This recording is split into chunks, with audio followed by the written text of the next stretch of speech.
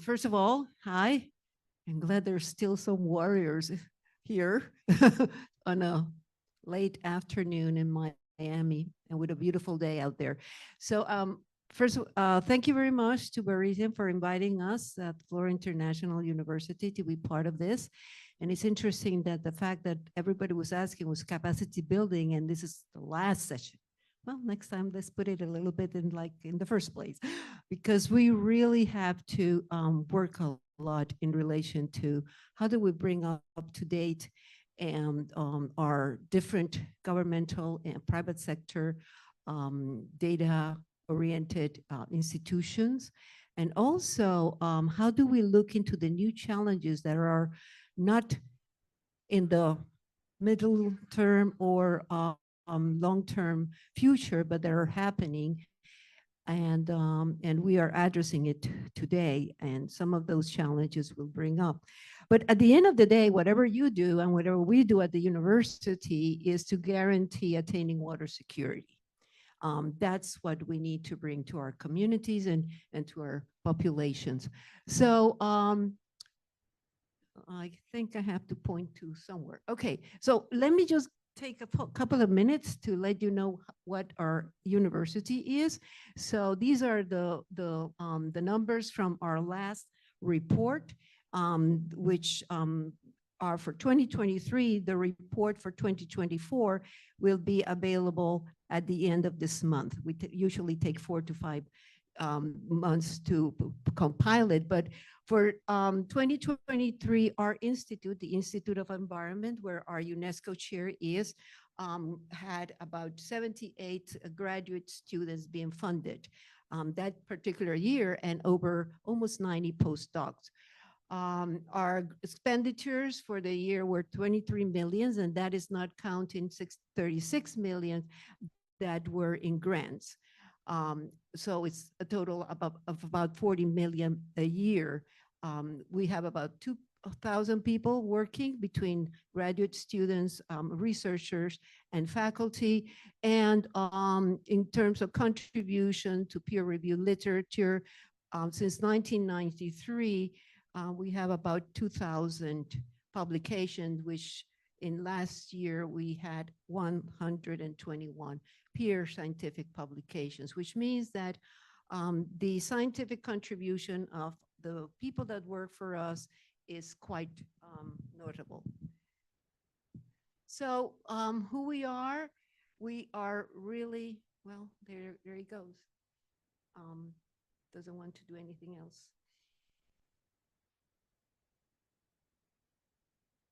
Okay, so thank you. If you put the next one too. Some data, we are working in 60 countries around the world in research. We have since 2010, with the establishment of what it was the pre-institute, we had 243 million in research funding, not from the government, from the private sector, a lot of it, I will say 40%. And then we have like 15% that comes from NGOs, et cetera. And I already talked about peer-reviewed publications. If you can do the next one. So basically, we bring together one of the largest group of related to environmental research within the United States. And in addition to that, we have the Institute is a preeminent program, which means that within the work plan of this entity, there are programs that are considered within the state of Florida or within the United States, and 2 of them internationally as state-of-the-art providers of knowledge and research contributions. And finally, we work with the concept of the watershed. So we go from rich, that is from the mountains, to the reef, that is to the sea. Although we're mostly working in continental waters, we do have a very strong program on water quality, water quantity, and water security in general in the area of the transition between the sea and the land. So now looking, sorry. One last, could we go back? No? Okay, so the structure, these are our three main areas of work. We have a very strong program on coastline and ocean, which is our coastline and ocean division. Also, we have a freshwater division, which is mostly continental waters, and then a land and biodiversity division. So when we put all this together, the entire environment is contemplated. Now, if we depart from the concept that water security, according to United Nations, is an integral part of national security, then we have to indicate that water is vital resources. And one of the major challenges of this century is actually to guarantee secure water for all. So we work into what is water security? Traditionally, water security has been looked into from two aspects, quantity and quality. But if we look at the definition that was approved by United Nations in the year 2012, there is a term which refers to safeguarding the access of quantities of water of acceptable quality. But most of the people forget about this word, the word safeguard. And why this safeguard term is important, because when we look at water security, we see that, again, we refer to quantity, quality, but then we have to look at security per se. What is security per se? The water sector. And the water sector, can you move it forward because it doesn't want to move? I don't know if the people in the back can do it. Okay, yeah, well, this is not going to be. Okay, so we have water quantity, water quality, but we need to have also water security. What we call the safeguarding of the resource and the sector. We could have the best quality of the world in all the quantity that we need, but if that water is not secure, you cannot have water security. And at the same time, if the water sector is not secure, then in general, water security is at risk. And so how do we address this? The next one, please. So this is what our UNESCO has to do. The next one.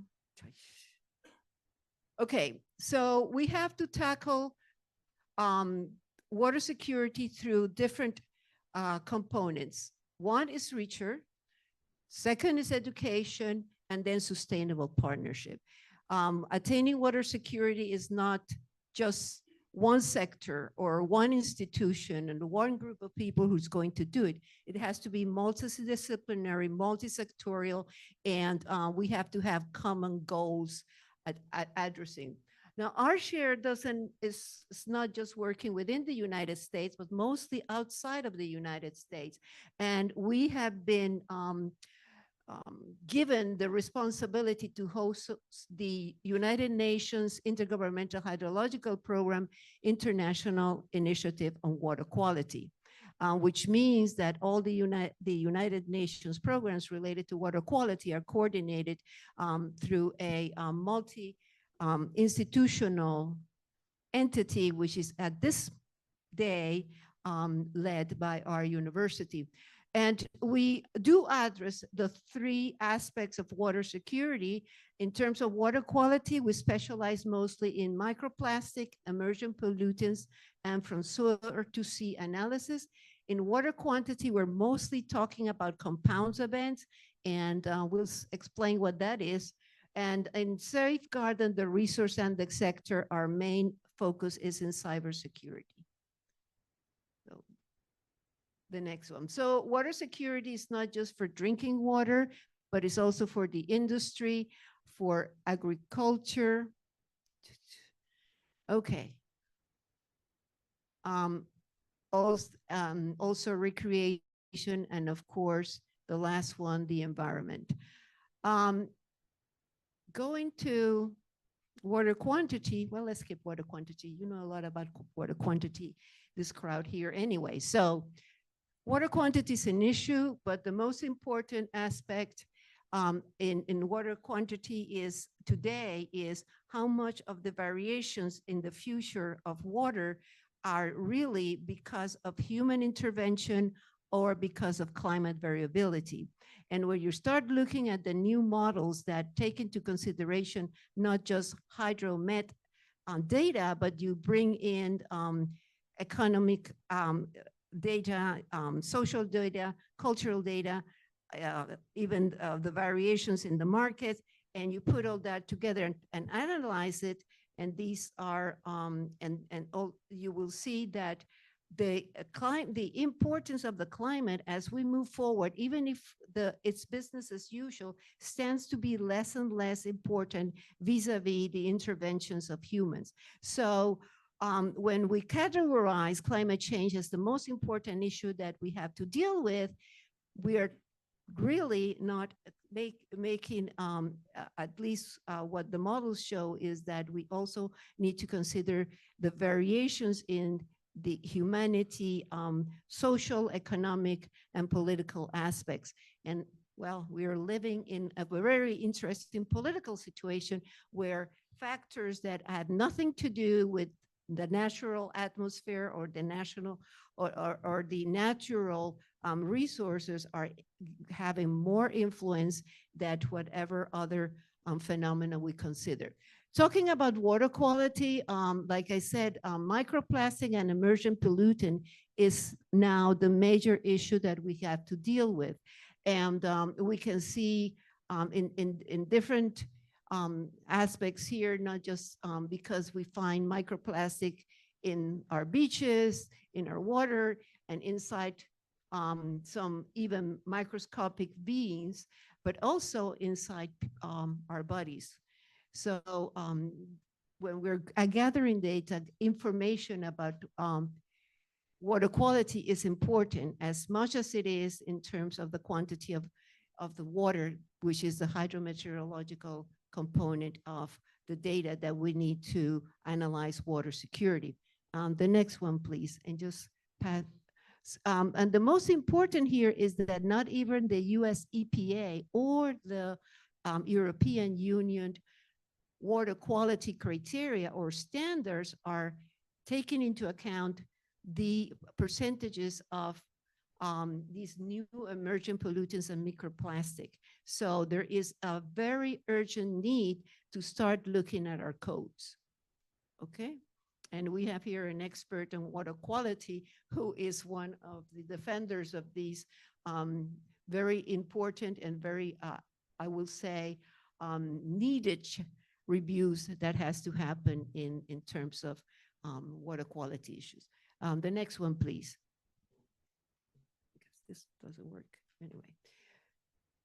So as I was saying, when we look at the security of the resource or the security of the sector, the most important or most challenging issue today is cybersecurity. And unfortunately, most of the entities, whether they're governmental or whether they are utilities or whether they are part of the private sector, say Coca-Cola or Pepsi or any, or even the food industry, they are not considering the importance of cybersecurity attacks in other areas besides the financial aspects. So if you talk to the director or the manager of a, I don't know, water distribution system, they're telling you, do you have cybersecurity protocols in place? Oh, yes, we do. Are they working? Oh, yes, nobody has hacked them. Nobody knows how to get into the private information of our clients.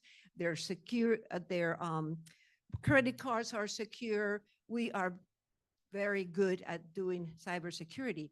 But when you ask them, what about your processes? What about the process of if you have an osmosis system, are they secure? Well, why?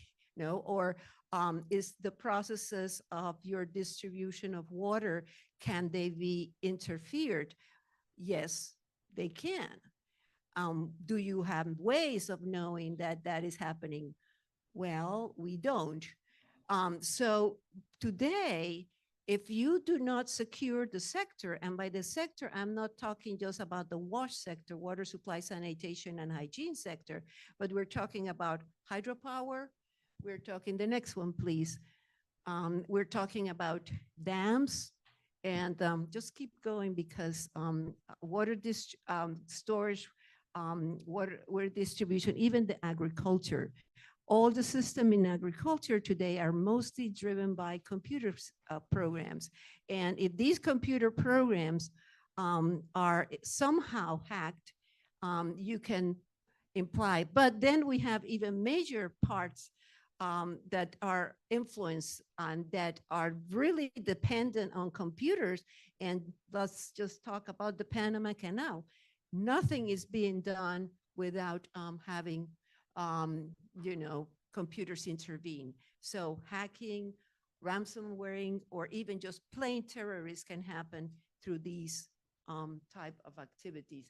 So again, when we define the water sector beyond just water supply and sanitation, then we have to really consider, but even in WASH, the security of itself. You can go for the next one very quickly. And then you were all talking about like alerts, early alert systems or early warning system. They're all computerized. If somebody hacks those systems, you may have the best systems you want, but your people will not be told about it. You will not be able to react in time. And that you so I mean, the gentleman that talked before me, complexity, the whole complexity of what they're doing gets to be very easy to be hacked. So if you want to do a water security plan, you have to take at least these things into account, minimum, okay? So the next one, please. And so are your data banks. They're very, very vulnerable, including, although nobody will tell you this when they send you space, the cloud. Okay, the next one. So please take my word for it. Next one, please. So, and another very important aspect is the policies. The policies has to be water resource oriented, not politically driven. Policies have to be consistent across the sectors. You can't ask the agriculture sector to have policies that are contradictory or different than the health sector. And the same goes for the water distribution. And realistically, they have to be science-based and not what we think it happens or is going to happen. And they must be aimed for a sustainable future and for the security of humanity, the next one. And at the end of the day, we have multi-hazard events, which are events when you have a hurricane, plus, again, the destruction of infrastructure, and you have a social situation in your country or in your region. When all of this comes together, it's more than hydrometeorology. It's social aspects, it's economic aspect, it's infrastructure aspect. So at some point, we need to start putting these things together if we really want to make a difference and an impact in our society. The next one, please. So multi-hazard then must be viewed from a multidisciplinary approach. Researchers and scientists, private development sector, many of you here are here, government entities also, at least half of the people, the insurance industry, we forget about them. At the end of the day, the insurance are the ones that restore, whether it's your house of a hurricane or whether it's your business, etc. And we have to have financial tools. So we have to address challenges, the next one, please, and create awareness, not just on one part of the of society, but in general. And financial instruments, which is the last one here, is definitely should be always considered at the top. Next one, please. So compounds events have a number of tools. You can do, just go one after one after one, forwards. You can do it through agreements. You can do it through knowledge sharing conference or meetings like this, research programs, decision-making support system, policies, awareness raising is very important. The information at the end of the day have to reach the stakeholders, because the stakeholders are not just participants or your target, they are also a part of the system. So information reaching them is important. The next one, please. So starting to look at the very near future, we need to bring these various types of data sets or information together. And there's a very young, I will say, innovative initiative that is being undertaken by UNESCO, which is the IHP WINS program, which is really a data and information hybrid system. And this WINS program, which you can find all the information you want in that website, it's really to empower open science and data-driven water governance. The next one, please. And this is just, once you go into that website, you see a number of pages that have these different hybrid data sets. And I'm just choose one, which is the IGRAC here on this side.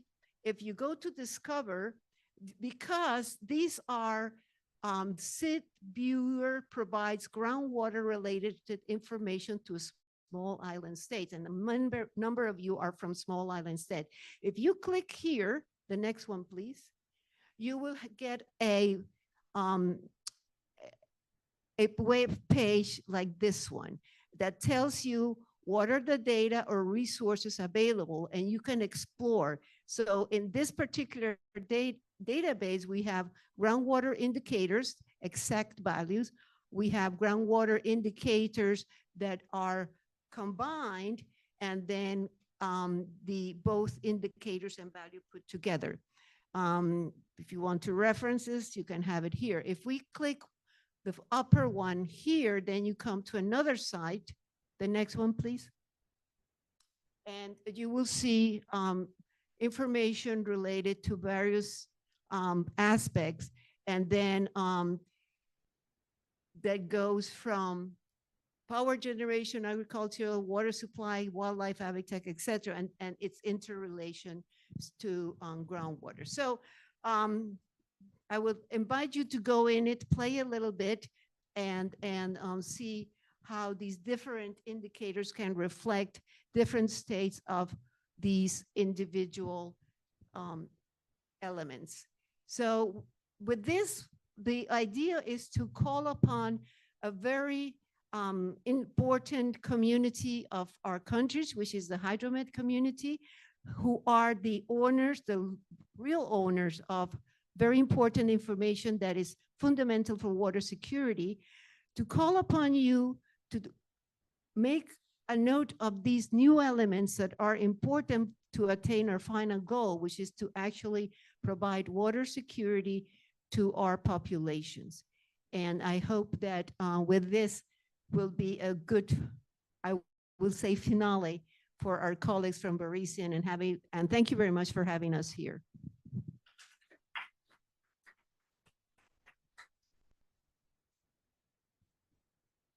Are there any questions for Maria? I forgot about that. Coffee. Yep, I think it is break time. So if everybody could go and grab themselves a fresh